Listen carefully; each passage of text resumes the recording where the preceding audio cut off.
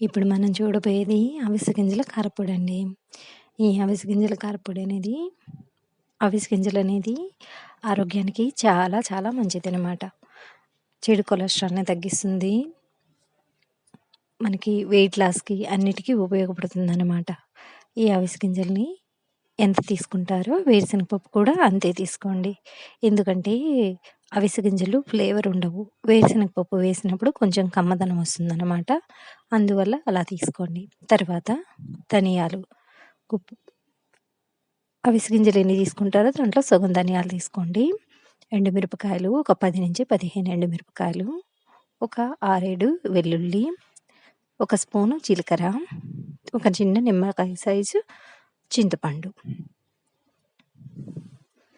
ఎండుమిరపకాయలని బాండిట్లో వేసి చక్కగా నిదానంగా చిన్న మంట మీద దోరగా వేయించుకోండి.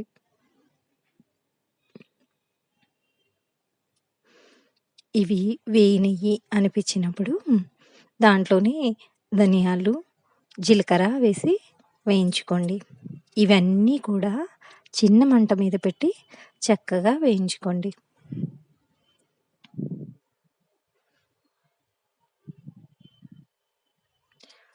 ఇలా చిన్న మంట మీద పెట్టి వేగిన తర్వాత అవి తీసేసి వేరుశనగపప్పు వేగిన తర్వాత అవిసె గింజలు వేసి వేయించుకోండి.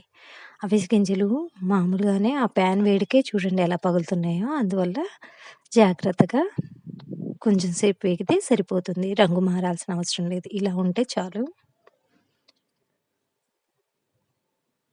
తర్వాత మిక్సీలోకి ఇవన్నీ దినుసులు వేసుకున్న తర్వాత చింతపండు, ఉప్పు, వెల్లుల్లి వేసుకోండి.